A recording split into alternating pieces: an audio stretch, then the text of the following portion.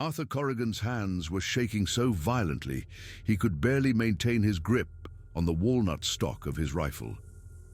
The piercing January wind sliced through the high-altitude wilderness of the Colorado Rockies, but the cold wasn't the source of his tremor.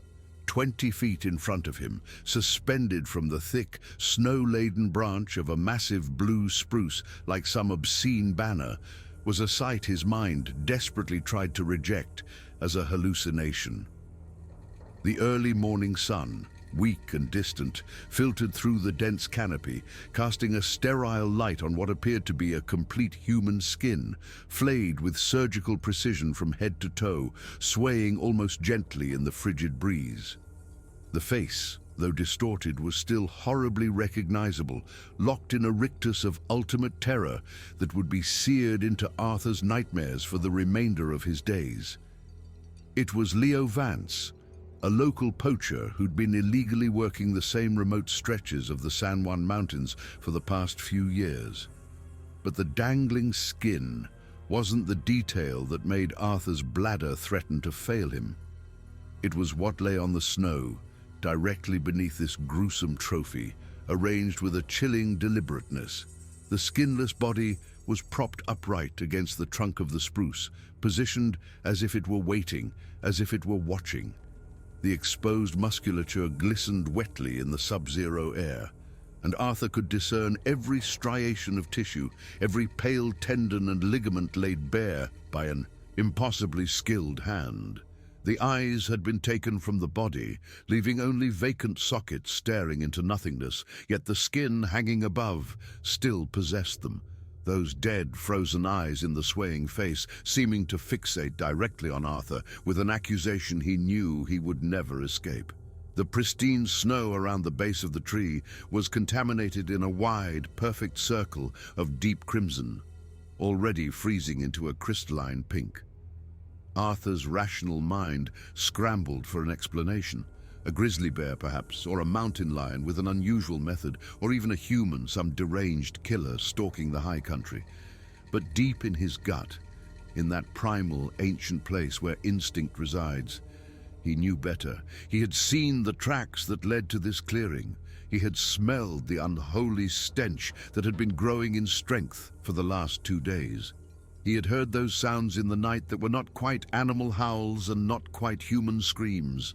And now, standing in this silent, consecrated clearing, Arthur understood with a terrifying clarity that he had crossed an invisible, sacred boundary, that he was standing precisely where he was not meant to be, and that whatever had done this to Leo Vance was somewhere nearby in these dense woods, watching him at this very moment, deciding whether he would become the next grotesque warning marker, or whether he would be permitted to leave and carry the message that these mountains belong to something else, something ancient and savage and utterly, terrifyingly merciless. The nightmare had truly begun 3 days earlier, on a Tuesday morning that had promised nothing but the ordinary cold and solitude he cherished. Arthur Corrigan awoke at 4 in the morning, the same time he had for the past 35 years. At 68 years old, his body was a more reliable timepiece than any mechanical alarm. The cabin was frigid, the cast-iron stove having burned down to a bed of glowing embers overnight, and his breath formed a thick cloud in the darkness as he swung his legs over the side of the bed. His joints registered their standard morning protests, the arthritis in his hips and knees announcing itself with a dull, persistent ache that would recede once he got moving. He dressed by feel in the pitch black, pulling on thermal underwear, thick wool socks, insulated canvas pants, and a heavy flannel shirt that had long since molded itself to his frame. The fabric was worn to a comfortable softness, its history told in a series of carefully stitched patches, but it was warm, and in the heart of a Colorado winter, warmth was the only currency that mattered. The cabin was nestled 15 miles outside the small mountain town of Crestfall, accessible only by a rugged, unmaintained Forest Service road that became impassable to vehicles once the first heavy snows of November arrived. Arthur had built this refuge himself 3 decades ago, back when his wife Eleanor was still alive. Back when the profound isolation felt like a shared romantic secret rather than a simple, stark loneliness. It was a simple structure. One large room serving as kitchen, living area, and workshop, with a sleeping loft above. The kitchen consisted of a propane stove and a hand-pump sink drawing water from a deep spring. The wood stove was the cabin's heart, its sole source of heat. There was no electricity, no telephone, no internet, just the way Arthur preferred it. The ceaseless noise and frantic pace of the modern world could stay down in the valleys. Up here, a man could hear himself think, could breathe clean air, could live his life according to rhythms that had existed for millennia. He struck a match, the hiss and flare loud in the stillness, and lit the kerosene lamp on the kitchen table, its warm yellow glow pushing back the oppressive darkness. While water for coffee heated on the propane stove, Arthur pulled on his pack boots, heavy leather and rubber affairs with thick felt liners, lacing them with the practiced efficiency of a lifetime. Through the single, frost-rimmed window that faced east, he could see the first faint hints of dawn beginning to stain the sky, though the sun itself was still more than an hour away. The radio forecast from yesterday had called for clear skies and temperatures hovering near zero, perfect conditions for checking his trap line. Arthur had been running trap lines in these mountains since he was a teenager, having learned the craft from his father, who had learned it from his own father. The Corrigans had been mountain men in Colorado for generations, though Arthur knew he was the end of the line. He had no children, and even if he did, the fur trade was a shadow of its former self. Still, it provided enough income to supplement the small pension he received from his 25 years with the Forest Service. More importantly, the work kept him active, kept him connected to the land he loved, and gave his days a necessary structure and purpose. His current trapline described a rough 20-mile loop through the rugged wilderness, a mix of dense forest and high alpine meadows. He had set 35 traps in total, each one placed with an expert's eye along game trails, near frozen creek beds, in places where the subtle signs in the snow told stories of regular animal passage. His primary targets were marten and fisher, though he occasionally caught a fox or a lynx. He checked his traps every 2 days without fail, a rule he followed religiously, both to minimize the suffering of any trapped animal and to comply with state regulations. It was demanding work, especially in the dead of winter, but Arthur took a quiet pride in doing it correctly, in treating the animals with a measure of respect, and in taking only what the land could sustainably offer. The coffee was ready, and Arthur poured a mug of the thick black brew, the bitter liquid a familiar and necessary jolt. As he drank, he consulted the topographic map spread across his table, its corners held down by old ammunition boxes. The map was a personal document covered in his own pencil marks, X's for trap locations, dotted lines for his routes, notes on terrain and animal signs. Today, he would cover the southern section of the line, which wound its way through the most challenging terrain, a series of steep ridges and deep ravines that climbed toward the heart of the San Juan Mountains.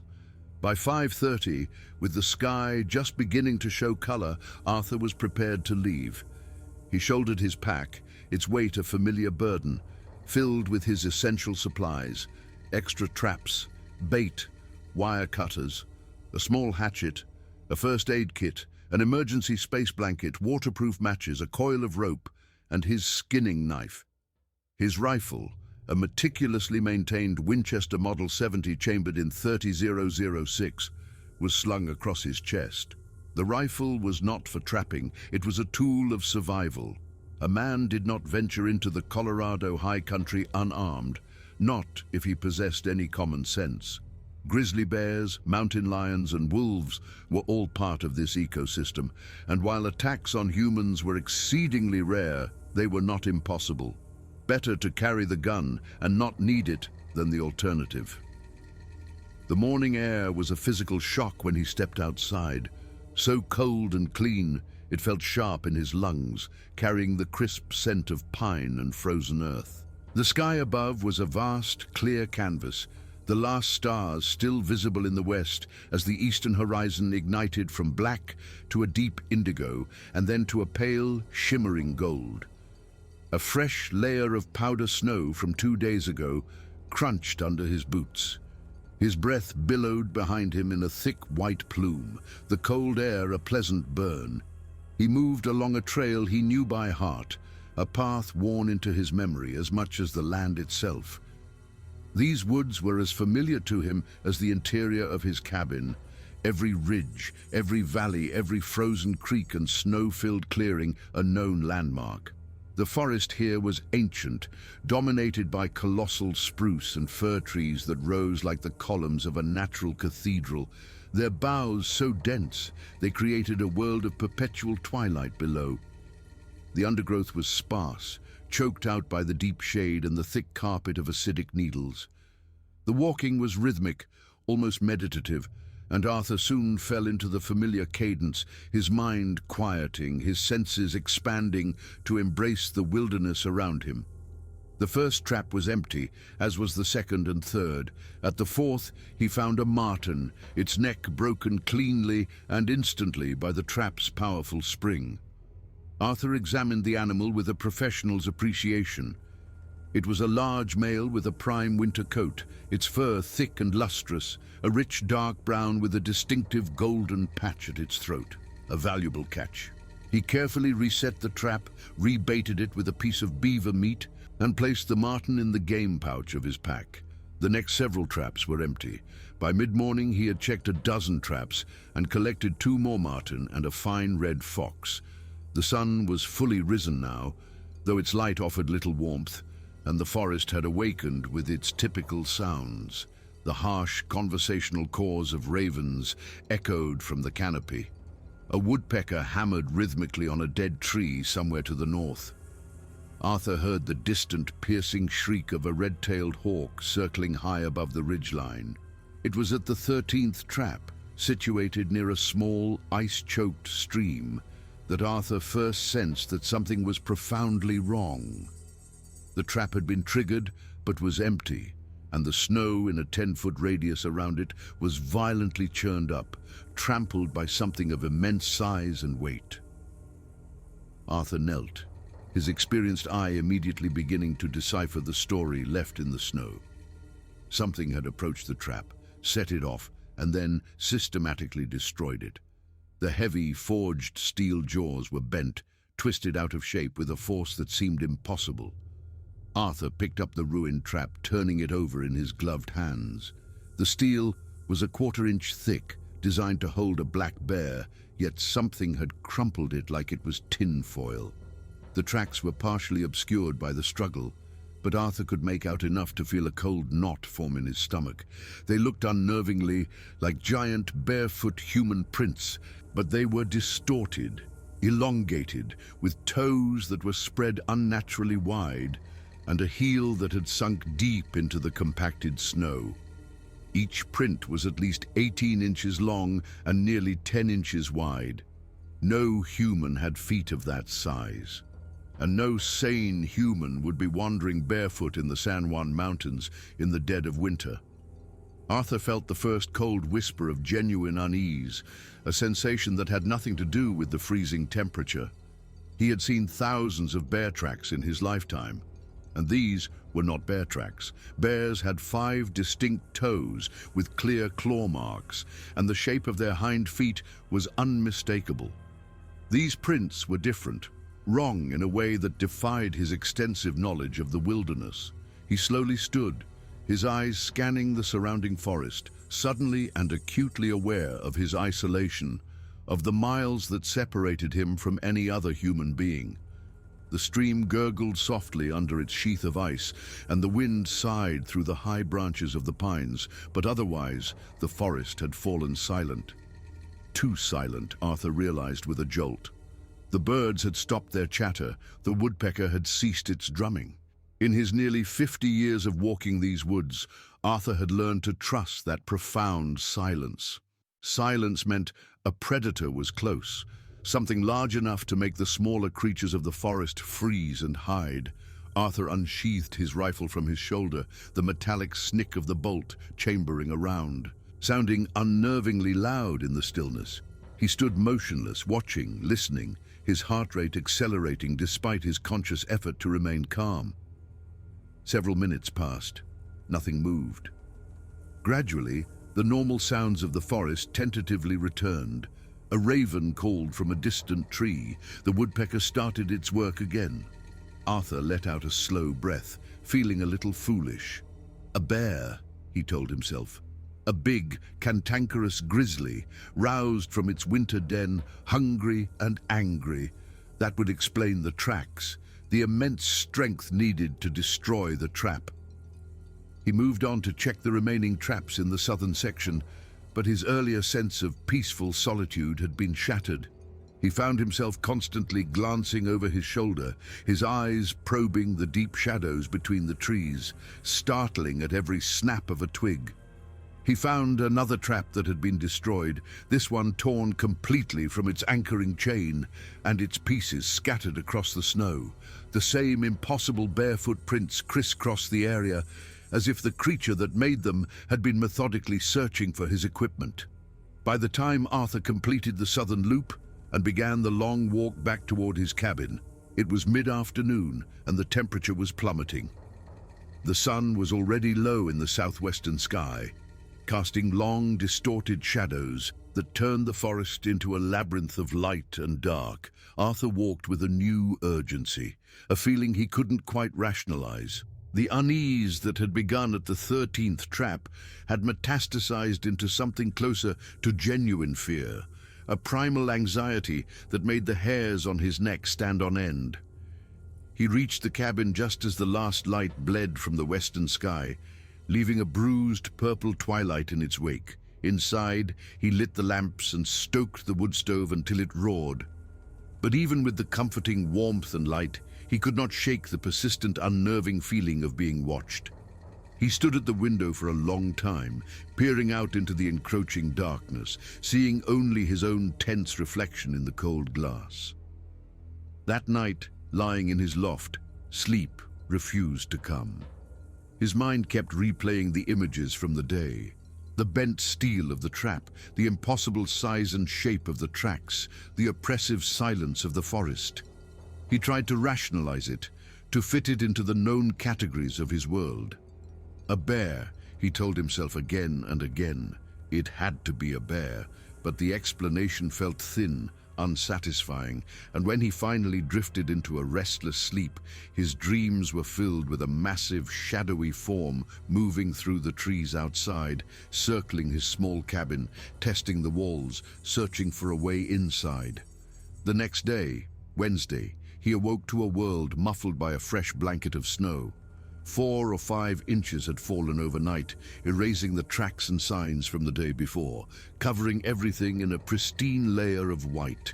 The storm had passed, leaving behind a sky of brilliant, painful blue and air so cold it felt like breathing microscopic shards of glass. Arthur went through his morning rituals, but the rhythm was gone, replaced by the dissonant thrum of anxiety. He knew he should feel foolish, that he was letting his imagination get the better of him, but the feeling of dread was a physical presence in the cabin with him. Today's route was the northern section, easier terrain that followed a frozen river valley before climbing into the timber on the lower slopes of a mountain the old maps called Widow's Peak. He set out at first light, the new snow squeaking under his boots, his breath a solid white cloud in the frigid air.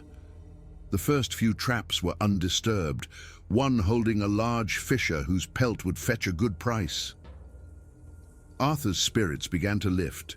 This was his world, the work he knew, and the familiar tasks began to push back against the fear. He was just a 68-year-old man getting spooked by shadows, he told himself. He had almost convinced himself that he had overreacted, that there was a perfectly logical explanation for yesterday's events that he had simply failed to see. Then He rounded a large granite outcropping and stopped dead, his blood turning to ice water in his veins. The tree before him, a massive, ancient ponderosa pine, had been marked. A series of long vertical gouges scarred the trunk, deep furrows that had torn through the thick bark to expose the pale, raw wood beneath. The gouges began at a height of about 10 feet and ran down to 7 feet from the ground. Arthur approached cautiously, his rifle held at the ready, and examined the marks more closely. They were claw marks. Of that he was certain, but they were unlike any he had ever seen. Each individual gouge was over 2 inches wide and driven so deep into the solid wood that he could fit his gloved fingers into them. Whatever had made these marks possessed claws like sharpened steel blades and the strength to drive them deep into a living tree. Even more disturbing was the area surrounding the tree. In a rough circle about 20 feet in diameter, every sapling and bush had been snapped off at waist height. The broken pieces then arranged into a crude, menacing ring. It was deliberate, intentional, like some kind of primitive boundary marker. And inside that ring, stark against the new snow, were the tracks.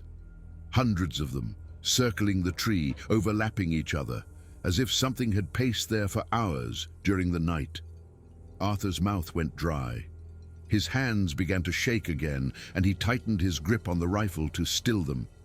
At that moment, the wind shifted and a smell hit him, an odor so powerful and foul that he gagged, stumbling back a step. It was a smell unlike any he had ever encountered in his life, a nauseating combination of wet, matted fur, rotting meat, and something else, something wild and acrid that made his eyes water and burned the back of his throat. The stench was so thick it felt like a physical thing, coating his tongue with its vileness. He backed away from the marked tree, his eyes darting through the forest, every nerve ending screaming danger. Whatever had made these marks, these tracks, this territorial display, was not only massive and incredibly strong, but also, Arthur was now terrifyingly certain, possessed an intelligence that was not merely animalistic. This was not random destruction. This was communication.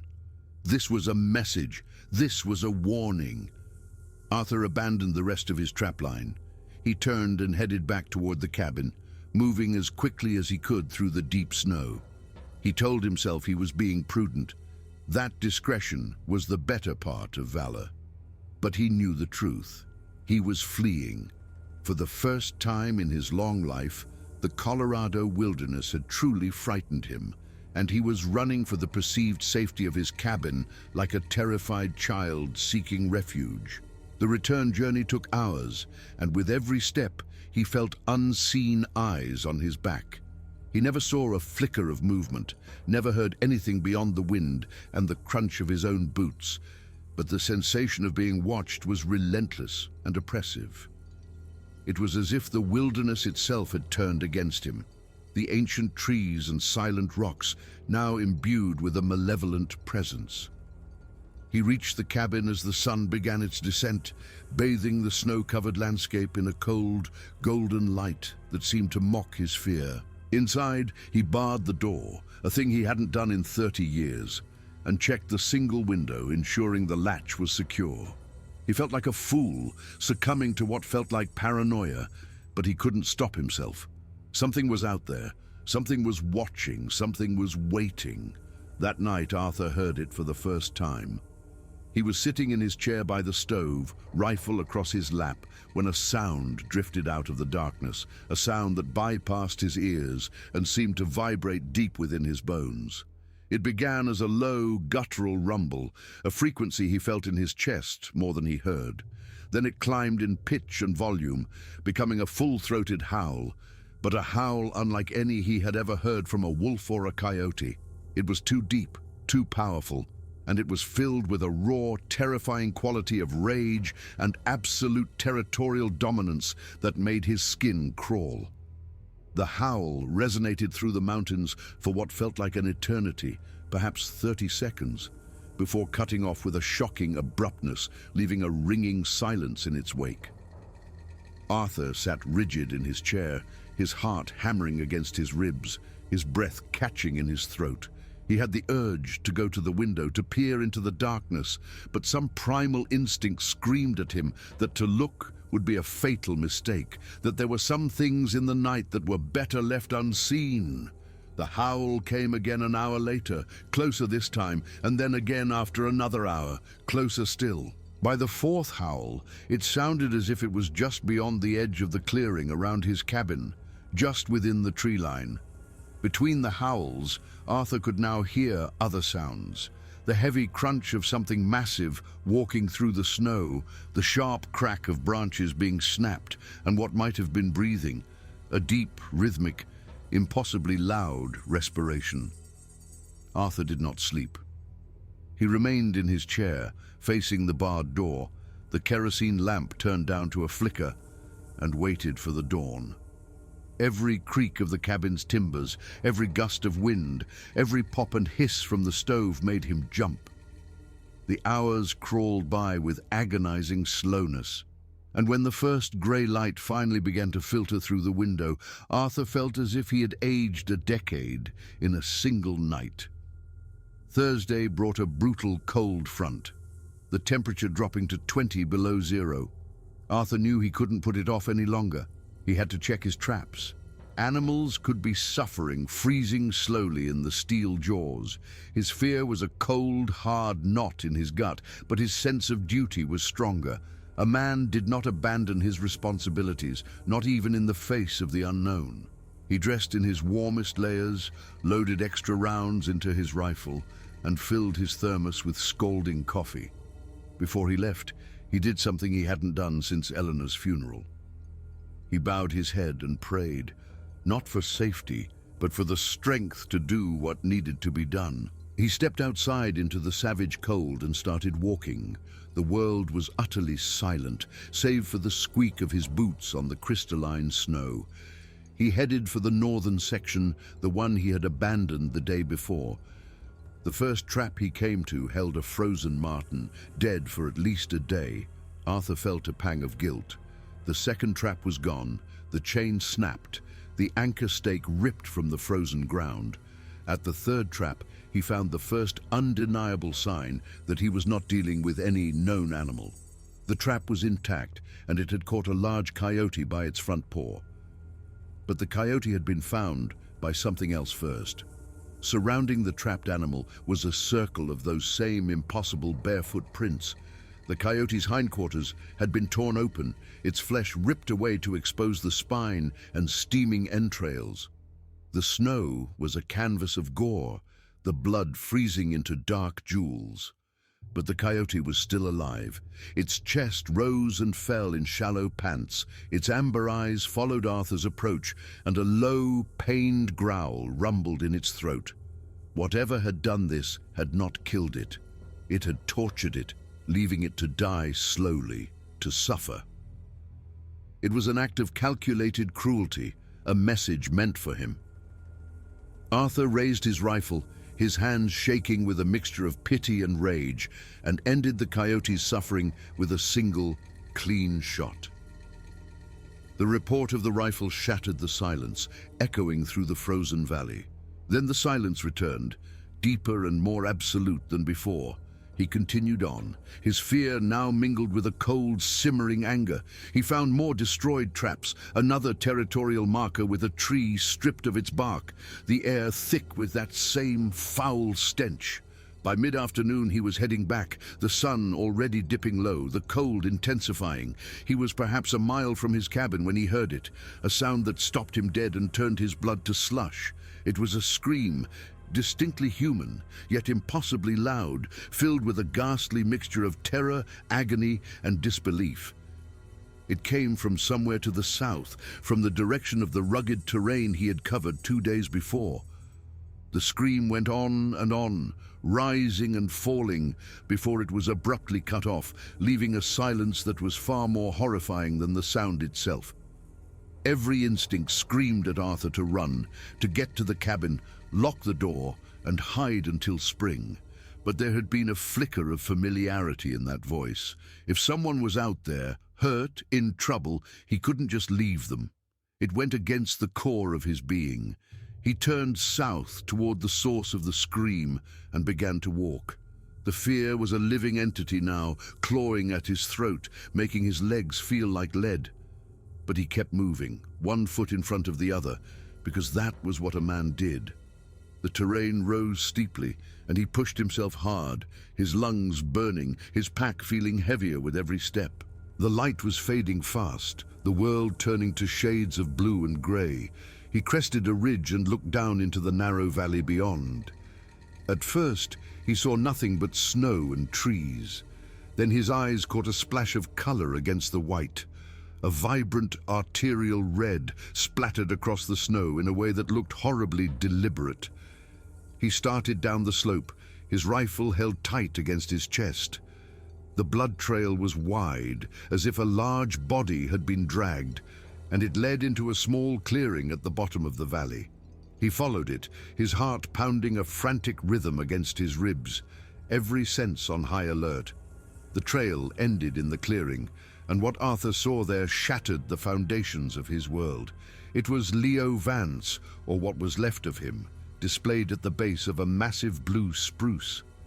The body was propped upright against the trunk, arms arranged neatly at its sides, legs extended straight out. But the position was not the most horrific detail. It was the fact that the body had been meticulously and completely skinned.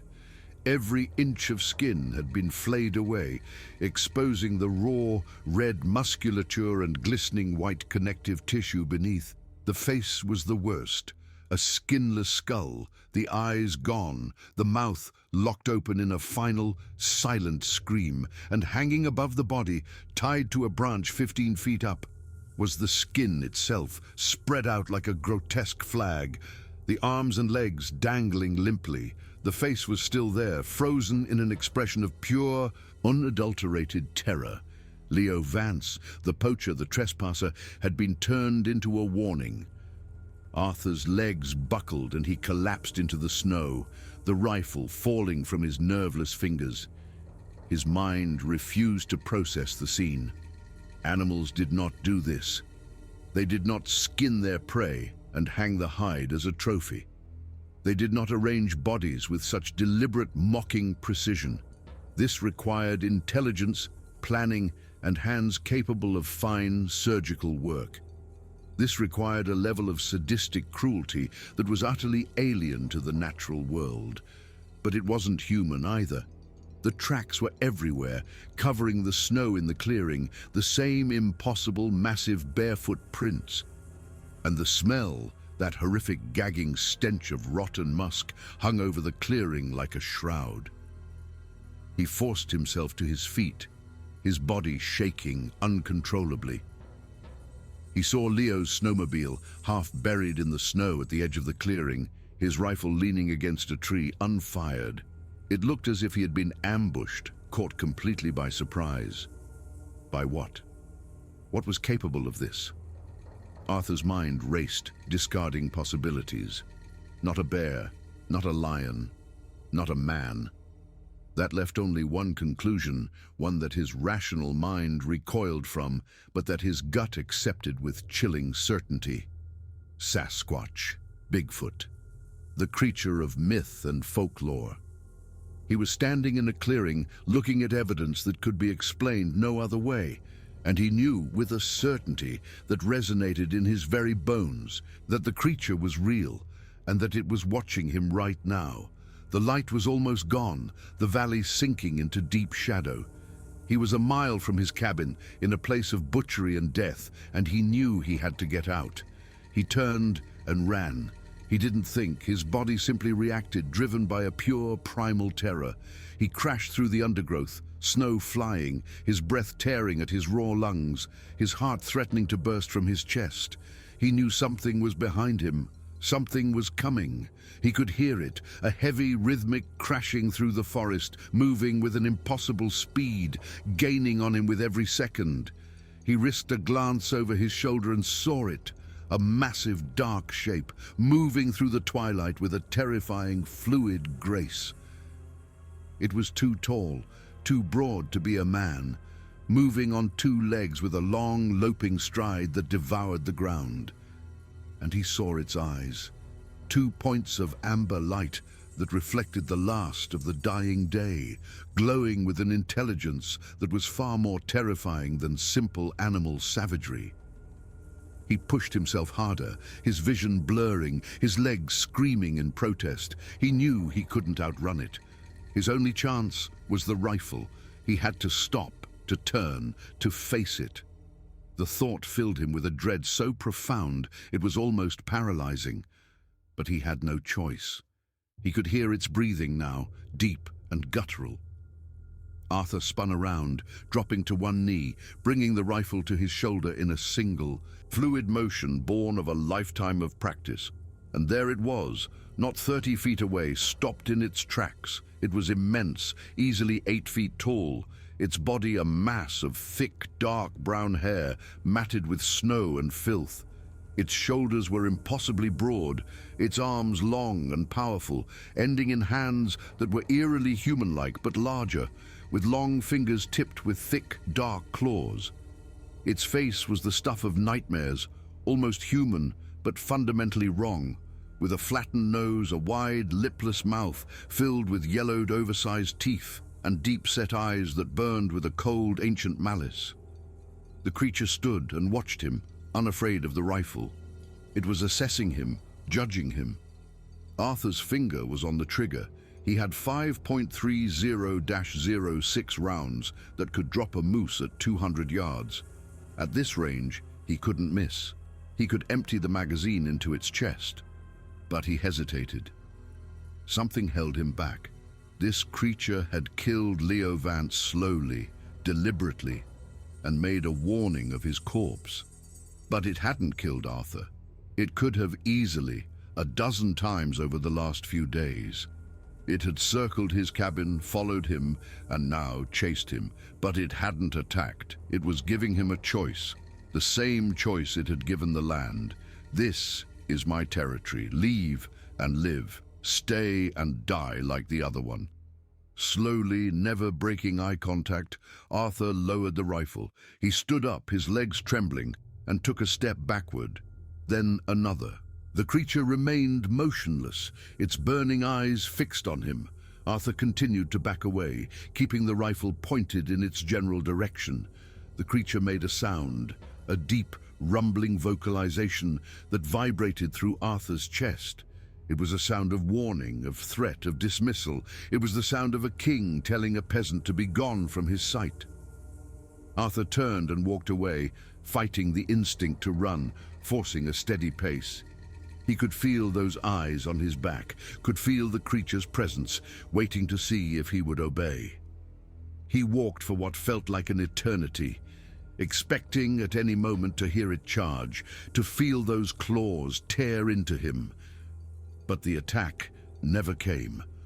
When he finally dared to look back, the trail was empty.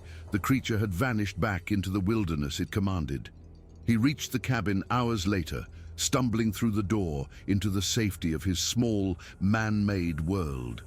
He barred the door, sank to the floor and wept for his own survival, for the terror he had endured, and for Leo Vance, a man he hadn't liked but who hadn't deserved such an end. He knew he could never report what he had seen. Who would believe him? They would call him a crazy old man. They would send search parties, and all that would accomplish would be to create more victims, more warnings hanging from the trees. As the sun rose, Arthur began to pack. He took only what was essential: food, his papers, the one photograph he had of Eleanor. He left everything else: the traps, the furs, the tools of a life he could no longer live. By mid-morning, he was walking down the snow-covered service road, away from the cabin, away from the mountains, away from the horror that dwelled within them. He never looked back.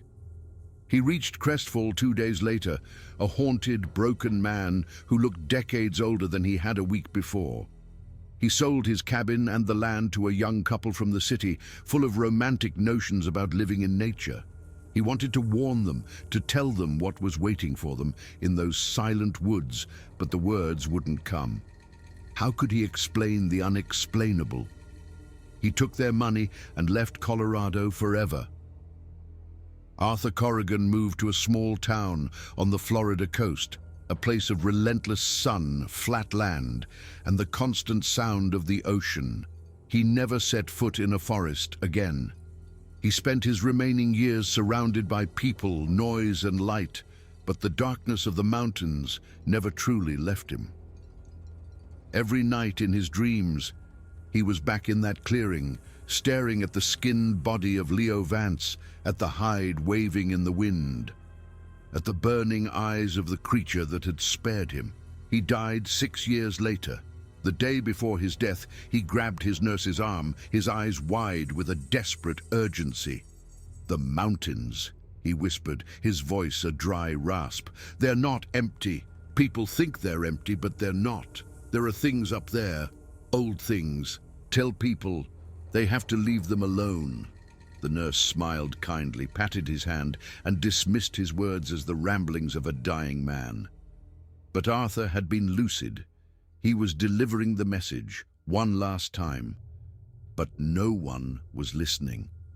And deep in the high, lonely wilderness of the San Juan Mountains, the creature that had killed Leo Vance, the creature that had made a flag of his skin, the creature that had granted Arthur Corrigan his life in exchange for his territory, remained, ancient, powerful, and merciless, waiting for the next human to cross the invisible line and learn, in the most terrible way imaginable, that some parts of the world do not belong to man.